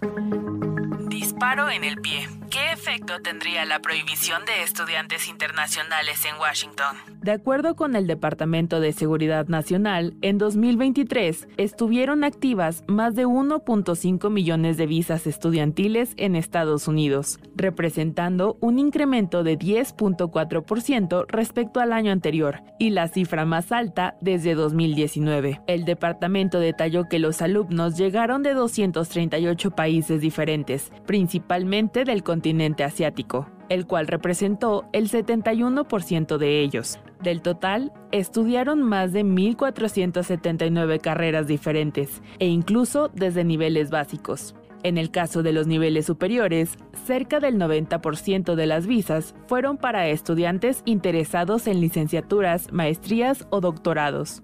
Más de 122,000 alumnos participaron en el campo STEM, por sus siglas en inglés, en materia de ciencia, tecnología, ingeniería y matemáticas.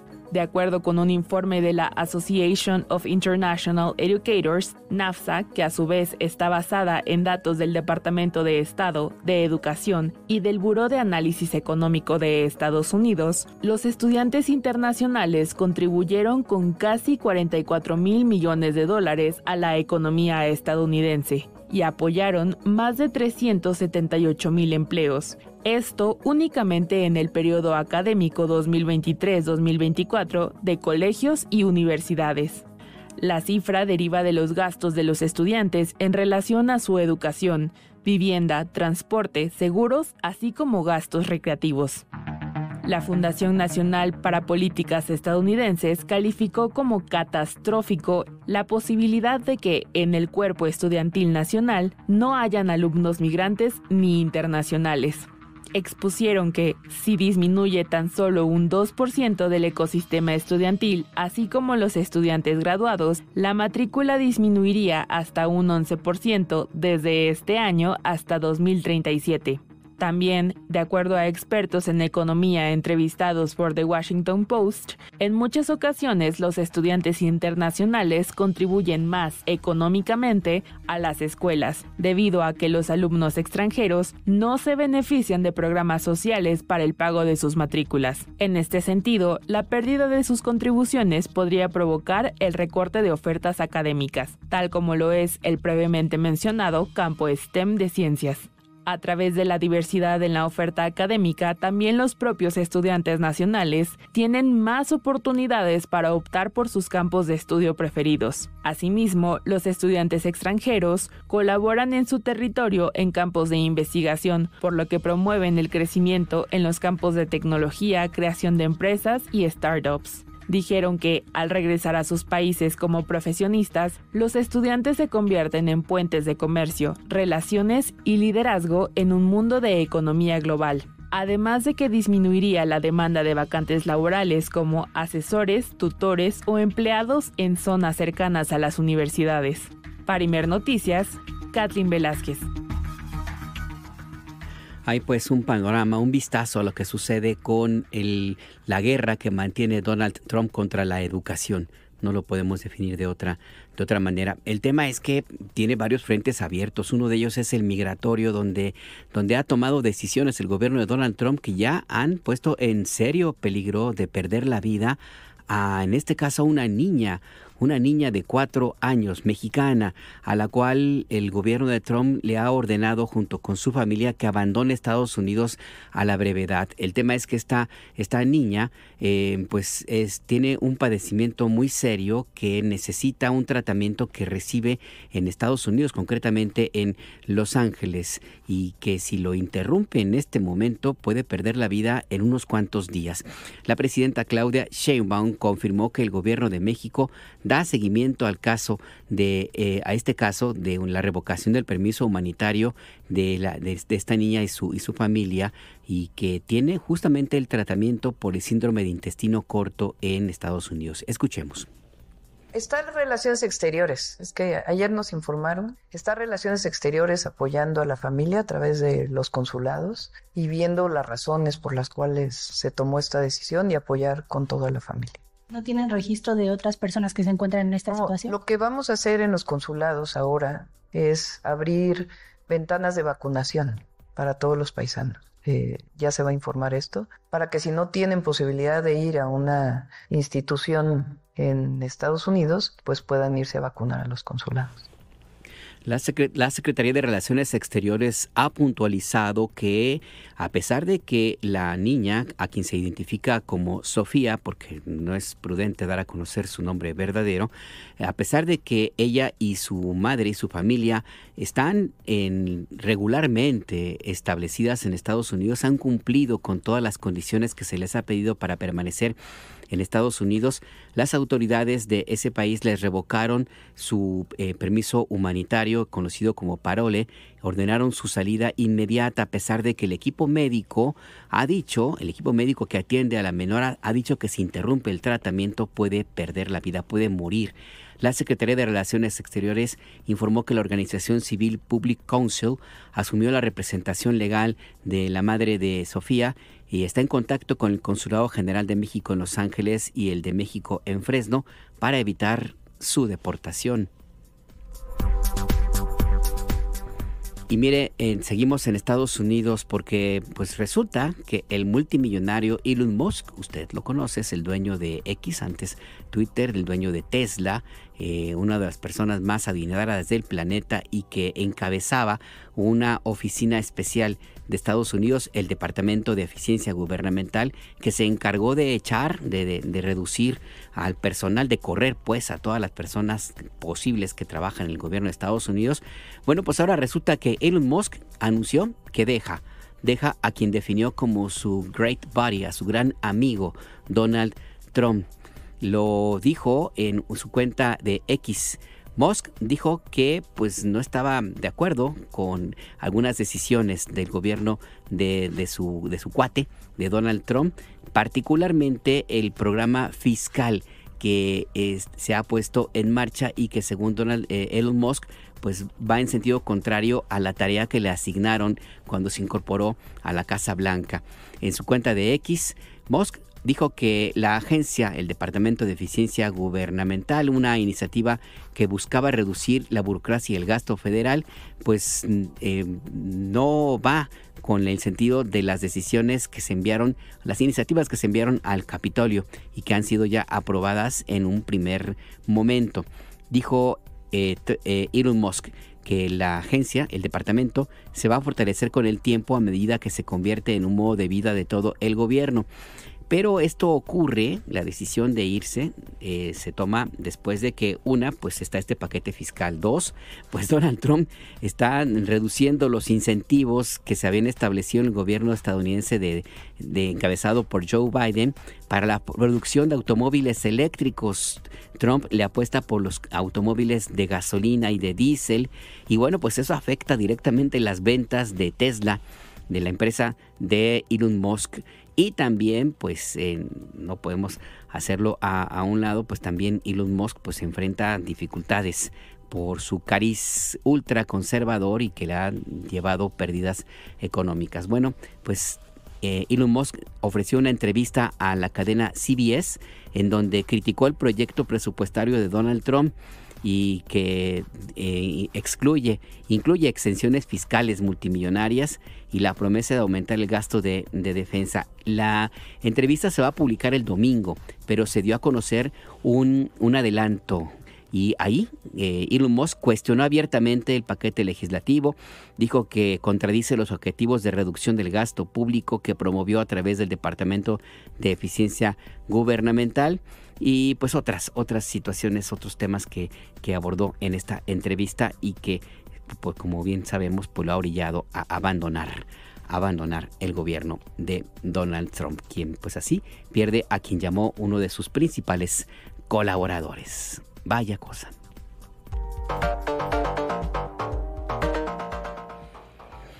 Vamos a cambiar de tema. Este miércoles Chile notificó a Israel la retirada de todo agregado militar diplomático de la embajada que mantiene en Tel Aviv en protesta por lo que llamó el gobierno de Gabriel Boric la gravísima situación humanitaria que vive la población palestina en Gaza.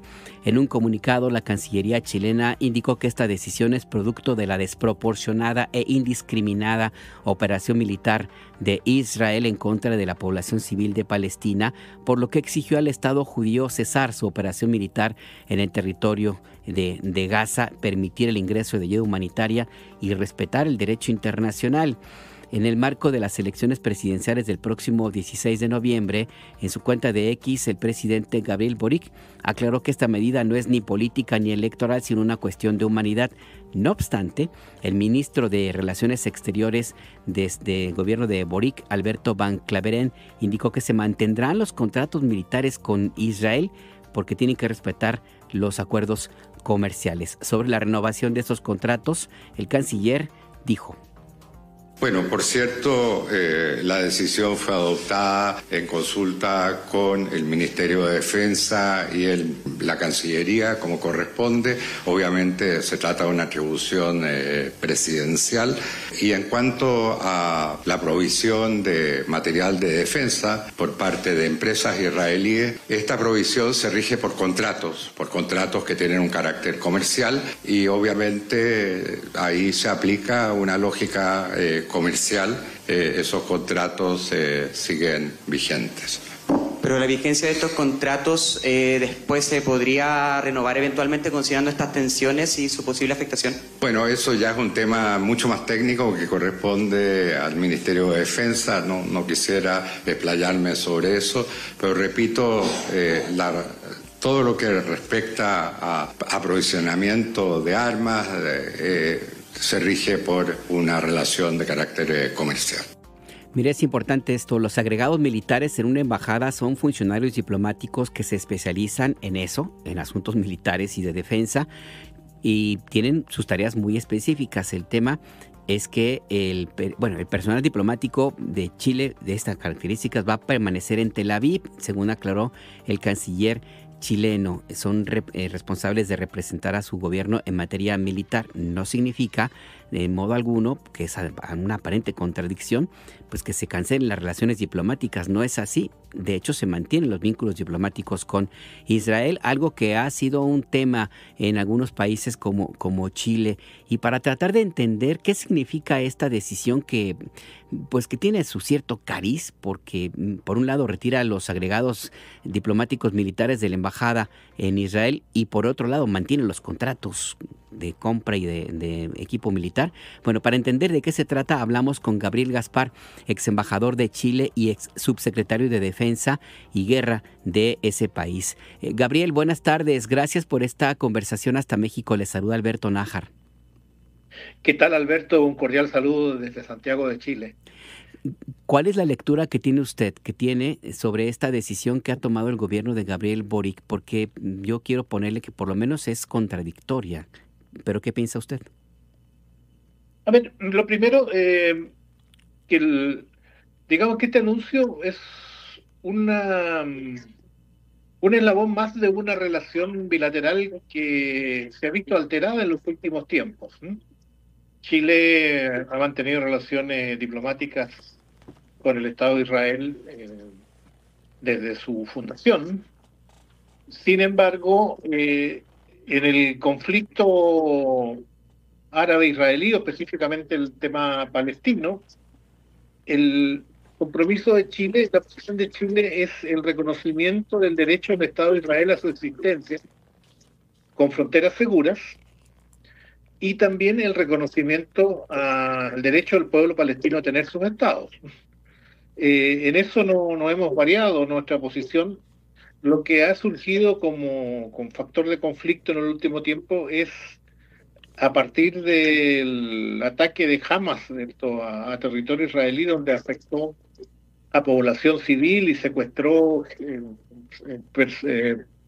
un grupo importante de ciudadanos israelitas, y la represalia posterior que no solo nosotros, sino buena parte de la comunidad internacional considera que ha sido desproporcionada, y particularmente la ofensiva de las últimas semanas, que ha implicado una violencia desmedida y que incluso afecta la sobrevivencia de la población gazatí.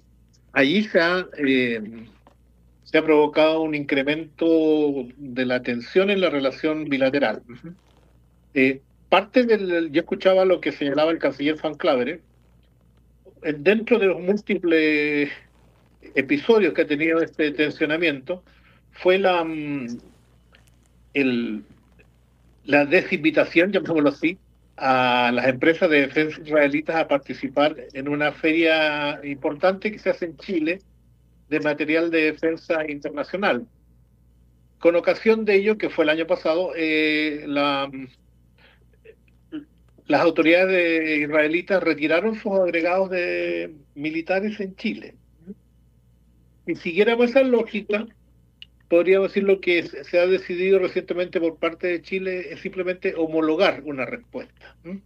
Ahora, se especula mucho sobre una ruptura de relaciones, pero solamente es una especulación que no ha sido confirmada ni por las autoridades de Tel Aviv ni por las autoridades de Santiago. Ahora bien, Gabriel, usted escribía un artículo en un medio de comunicación de Chile donde también hacía énfasis en la necesidad de que Chile, el gobierno de Gabriel Boric, vaya más allá y utilice su presencia en la Organización de Naciones Unidas para tratar de impulsar esa vía que implica, de hecho, el reconocimiento del Estado palestino. Esa debería ser una ruta y no nada más el retiro o el aparente retiro de agregados militares de una embajada que se mantiene abierta, Gabriel.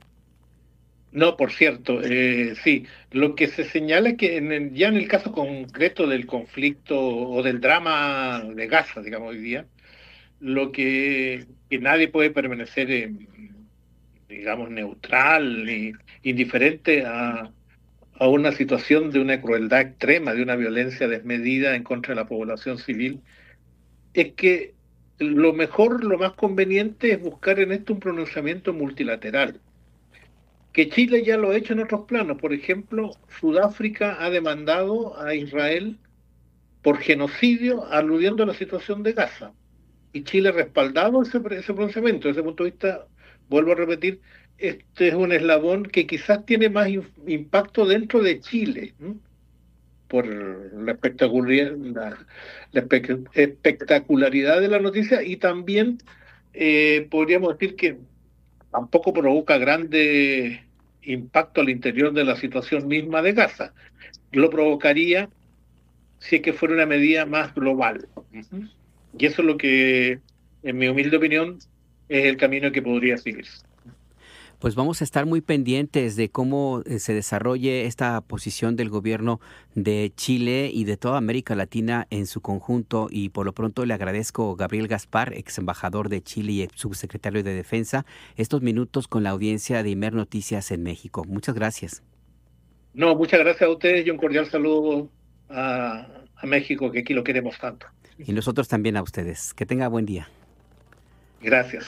Hasta pronto. Es ex embajador de Chile y fue también subsecretario de Defensa, Fuerzas Armadas y Guerra en Chile. Con este tema, pues sí, suena un poco extraña la posición de Gabriel Boric, quien hay que también decirlo con toda claridad, no es la primera vez que toma medidas de este tipo y por eso ha sido cuestionado por lo que algunos llaman tibieza en algunas de sus acciones, que también hay que decirlo, se esperaban más de un personaje de las características progresistas que tiene Gabriel Boric. Por cierto, a 600 días que ya se cumplieron de la ofensiva, la desproporcionada ofensiva de Israel en Gaza, la vocera de la Casa Blanca, Karoline Leavitt, informó que este mediodía Israel aceptó la propuesta de Donald Trump para un alto al fuego en el enclave, en la franja de Gaza, pero las negociaciones con Hamas van a seguir. Hace unos minutos Hamas indicó que el plan de paz de Estados Unidos, aprobado por Israel, no cumple con lo que está planteando también este grupo extremista. En tanto, el equipo humanitario de Naciones Unidas en los territorios palestinos ocupados declaró que la situación humanitaria en Gaza está en su punto más sombrío y minuto a minuto aumenta el riesgo de que las personas, particularmente las niñas y niños, mueran de hambre. La jiribilla.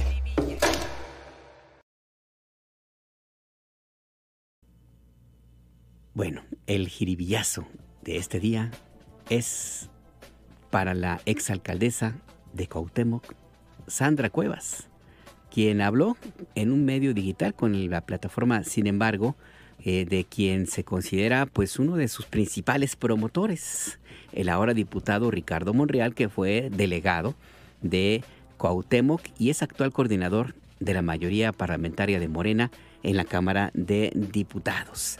Dijo Sandra Cuevas que Ricardo Monreal utilizó a los alcaldes de la oposición en su momento para organizar una campaña de golpeteo en contra de la entonces jefa de gobierno, Claudia Sheinbaum. Vamos a escuchar a Sandra Cuevas. Entonces, si el doctor Ricardo Monreal está fabricando toda esta línea en medios de comunicación, pagando youtubers, pagando infinidad de medios para que me estén pegando, y no se está quieto, y no le fue suficiente con lo que le pasó a su hija, Catalina Monreal, después de perder como perdió, y me sigue pegando, pues entonces yo voy a hablar lo que tengo que hablar. Porque ahora el que va a perder es usted, y el que va a salir de Morena es usted, para que sepan el tipo de traidor y de persona que es. Yo se lo dije de frente, y hoy se lo vuelvo a decir ante medios. Yo no le tengo miedo ni a usted ni a su familia. Respéteme para que yo lo respete, no se meta ya conmigo, ni usted ni sus gatos como Simón Levy o como la encargada de la alcaldía Cuauhtémoc, porque es usted el que está moviendo los hilos. Por eso, querido auditorio, hoy estoy hablando nuevamente del señor traidor.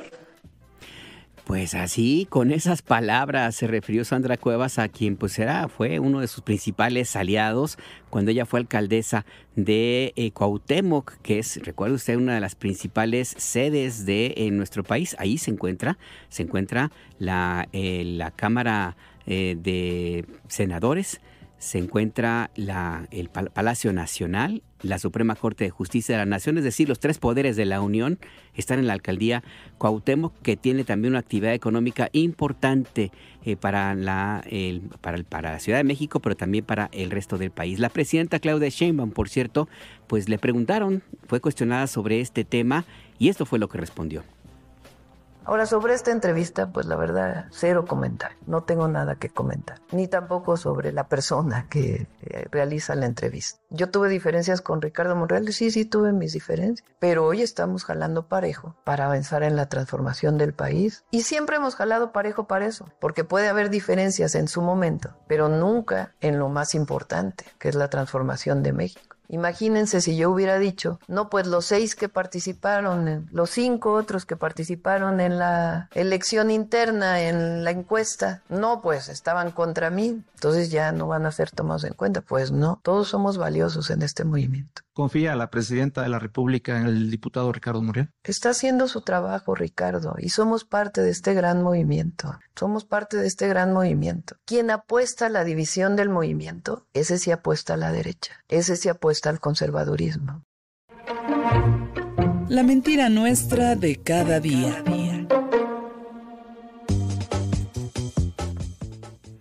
De entre los cientos de mentiras que todos los días se publican en redes sociodigitales y en los medios comerciales, pues elegimos esta. No es cierto como se difunde en redes sociodigitales, que el Instituto de Vivienda de Ciudad de México ha puesto en marcha un programa para que los capitalinos tengan acceso a departamentos nuevos con renta mensual congelada de solamente 2,000 pesos durante 20 años y con opción de compra al finalizar ese plazo. Eso es una gran mentira, pero del tamaño del departamento, si usted quiere, o del edificio donde estaría ese supuesto departamento, esa vivienda. El 23 de mayo, el Instituto de Vivienda de Ciudad de México desmintió la existencia de este supuesto programa que se ubicó en un supuesto desarrollo en Calzada de la Virgen 2271 en la alcaldía Coyoacán, pues que es una zona también carísima, también, o sea que es una absoluta mentira. Si usted ve esta información, no es cierto,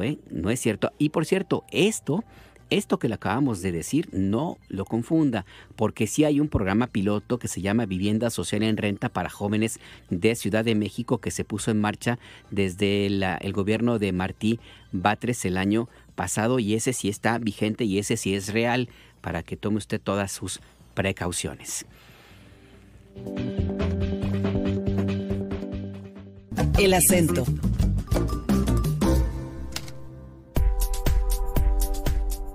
Vamos con más noticias. La depresión tropical 1E se intensificó a tormenta tropical Alvin. Es el primer ciclón de la temporada 2025 y está al sur de las costas de Colima y de Michoacán. Si usted nos escucha en Lázaro Cárdenas, Michoacán, ahora sí que aguas con el agua, porque sí ya llegó la primera tormenta tropical que tiene una ruta hacia el norte, hacia el noroeste, y se pronostica que va a cruzar toda la costa del Pacífico y llegará al Golfo de California para el próximo domingo, y se espera pues que deje lluvias importantes y un oleaje también muy, muy elevado en todas estas zonas, en las costas de Guerrero, Jalisco, Colima, Michoacán y Nayarit. Así es que tenga usted todas las precauciones posibles, porque ya llegaron los huracanes, ahora sí ya están presentes. Le comento además en otras noticias que, bueno, pues la Fiscalía de Tamaulipas confirmó que los 5 cuerpos hallados hace unas horas en Reynosa sí corresponden a los integrantes del grupo musical El Fugitivo, que habían sido reportados como desaparecidos desde la noche del domingo del 25 de mayo pasado, perdón usted. El fiscal del estado de Tamaulipas, Irving Barrios, dijo a conocer hace unos minutos en conferencia de prensa que 9 supuestos integrantes de una célula criminal del Cártel del Golfo fueron detenidos por su presunta relación con este homicidio. Escuchemos. Es de resaltar, las fuerzas del orden estatal y federal lograron la detención de 9 individuos considerados probables responsables de los hechos mencionados y de los cuales se tiene conocimiento que son integrantes de una célula criminal del grupo delictivo Cártel del Golfo, fracción Los Metros, que tiene su rango de operación en la ciudad de Reynosa. Asimismo, se aseguraron 9 armas de fuego y 2 vehículos tipo SUV. Es lo que señala el fiscal de Tamaulipas, quien pues ha reconocido que estos miembros de este grupo musical pues fueron asesinados. Aún se investiga el móvil y las circunstancias del homicidio. Escuchemos. Las primeras investigaciones permitieron establecer que los integrantes de la agrupación musical fueron privados de su libertad alrededor de las 22 horas del domingo 25 de mayo, cuando se trasladaban a un evento privado en la ciudad de Reynosa, Tamaulipas. Posteriormente, trasladados a un predio en las inmediaciones de la colonia Aquiles Cerdán. En este momento sigue siendo procesado por personal de la Dirección General de Servicios Periciales. Existen elementos que permiten presumir que es el lugar donde desafortunadamente fueron privados de la vida. El lugar del hallazgo sigue siendo procesado a fin de localizar los indicios que permitan establecer técnica y científicamente el móvil y las circunstancias de cómo fueron privados de la vida los integrantes del grupo musical fugitivo.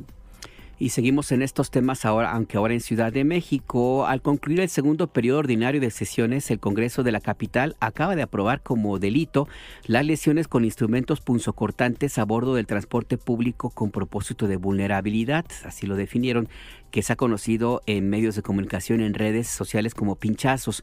Esta reforma establece penas de 2 a 5 años de cárcel con posibilidad de aumentar hasta 7.5 años, además de sanciones económicas de 50 a 300 días de multa. La aprobación fue así. Escuchemos. Diputada Presidenta, le informo el resultado de la votación. 70 votos en favor, 3 votos en contra y 0 votos en ausencia. En consecuencia, se aprueba el dictamen y presenta a la Comisión de Administración y Procuración de Justicia. Ahí pues lo que ocurrió apenas hace una hora más o menos en el Congreso de Ciudad de México. La coordinadora del grupo parlamentario de Morena, que tiene mayoría en el Congreso de la capital, Xóchitl Bravo, dijo que los legisladores actuaron ante algo que no se puede negar. Escuchemos.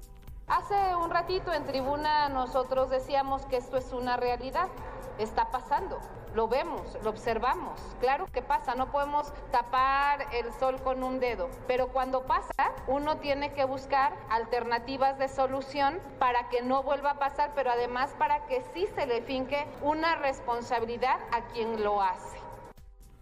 Ahí pues lo que sucedió en el Congreso de Ciudad de México, donde ya se tipificó este tema de los pinchazos como un delito. Y vamos a otra información, nos vamos de Guanajuato, de Ciudad de México a Guanajuato, donde pues bueno, pues había una iniciativa para despenalizar la interrupción del embarazo y establecer ya en línea el Código Penal de ese estado, con lo que ha mandatado desde hace años la Suprema Corte de Justicia de la Nación, quien estableció que la interrupción del embarazo y los derechos de las mujeres a decidir sobre su cuerpo son norma para todo el país. Bueno, en Guanajuato la mayoría del Congreso, que está dominado por el Partido Acción Nacional, pues determinó que no, que su estado tiene que permanecer en la edad media donde les gusta estar, y autorizó, más bien ordenó, ni siquiera ordenó votar en contra, ordenó archivar de forma definitiva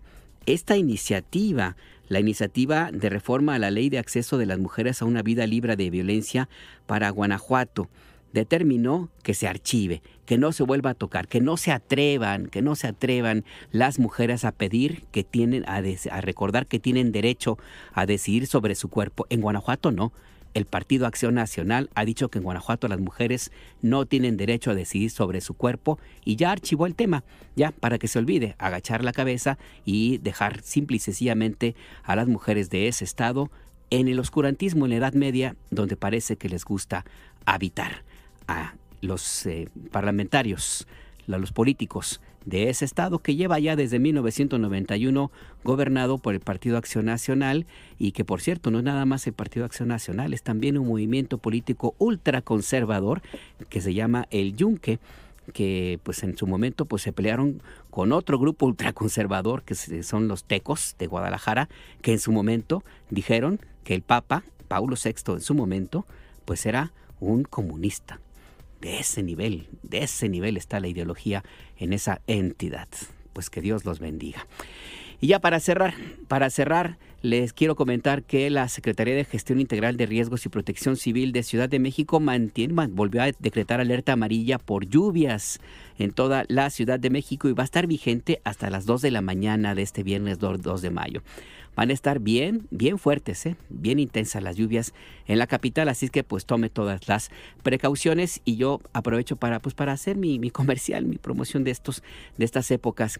No estaría nada mal promover que los servicios de transporte público por aplicación también ofrezcan la posibilidad de que usted pida una trajinera. O sea, no nada más un taxi, una moto, también trajineras. Yo estoy seguro que en Ciudad de México sería un buen negocio. ¿Usted qué piensa? Es algo con lo que nos queremos despedir, y le recuerdo que a las 6 de la tarde está Gustavo Ramírez en SPR Informa, tu punto de referencia. A las 7 de la mañana Adriana Estela Flores en Entre Líneas, tu punto de referencia. Yo lo dejo con una canción muy ad hoc de estos últimos minutos de este servicio informativo, a propósito de la decisión de algunos de querer llevar a las mujeres de Guanajuato al oscurantismo, a la Edad Media, a negarle sus derechos. Pues ahora sí que para que aprendan, los dejamos con esta canción de Joan Manuel Serrat que se llama Para la Libertad. Hasta mañana. Voy a los cirujanos para la libertad. Siento más corazones que arenas en mi pecho. Dan espuma mis venas, y entro en los hospitales y entro en los algodones, como en las azucenas, porque donde unas cuencas vacías amanezcan, ella pondrá 2 piedras de futura mirada, y hará que nuevos brazos y nuevas piernas crezcan en la carne talada.